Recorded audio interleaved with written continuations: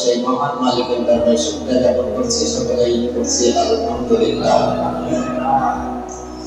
কোন ব্যক্তি যদি আলহামদুলিল্লাহ এটা যদি মন থেকে সে বলতে পারে, আল্লাহ তাআলা প্রশংসা যদি করতে পারে, কিয়ামতের মাঠে আল্লাহ তাআলা কোন ওসিলায় তাকে maaf করবে এটা কেউ বলতে পারবে না। আরে বলেন, কোন ওসিলায় আল্লাহ তাআলা আপনাকে maaf করবে? আপনার অনেক আমল আছে, আপনি আমল দিয়ে কখনো আপনি অহংকার করতে পারবেন না যে আমার অধিক আমল আছে, আমি তোমার থেকে অনেক আমল করেছি, আমি জান্নাতি, কনফার্ম জান্নাতি, এমনটা বলার সুযোগ কারণ যেখানে নবীরা পর্যন্ত বলতে পারবে না, সেখানে আমরা পারবো?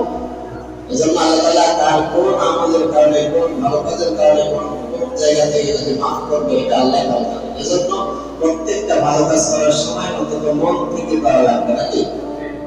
মন থেকে যদি আপনি করেন, আল্লাহ তাআলা তাহলে আপনাকে যথাযথ উপকার, যথাযথ পুরস্কার আল্লাহ তাআলা বেনিফিট আপনাকে দান করবেন।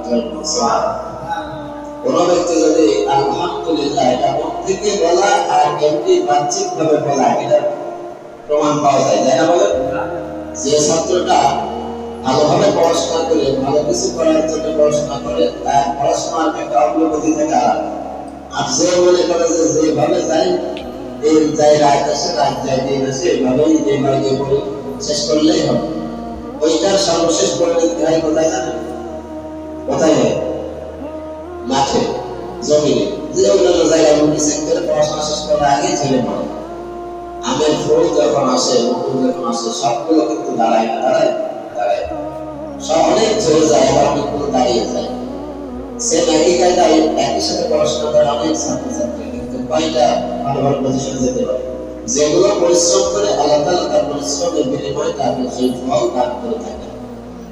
আর যে পরিশ্রম করে না, সে তো ফল পাওয়া সম্ভব নয়, পরিশ্রম করলে ফল পাওয়া সম্ভব। এজন্য আমরা যে ভালো কাজ করবো সেটা অন্তত মন থেকে করার চেষ্টা করবো, আল্লাহকে খুশি করার লক্ষ্যে, নাকি?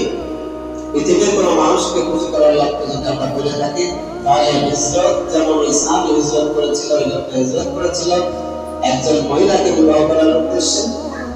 এই কারণে যদি তার হিজরতটা আল্লাহর জন্য হিজরত বলে পরিগণিত না হয়, সেম একই কায়দায় মুসলমান হওয়ার পরেও, ইমানদার দাবি করার পরেও যদি কাজ আল্লাহর সন্তুষ্টির জন্য না হয়, তাই আপনার মনের ভিতরে কি আছে, অন্তরের সবকিছু জানেন কে?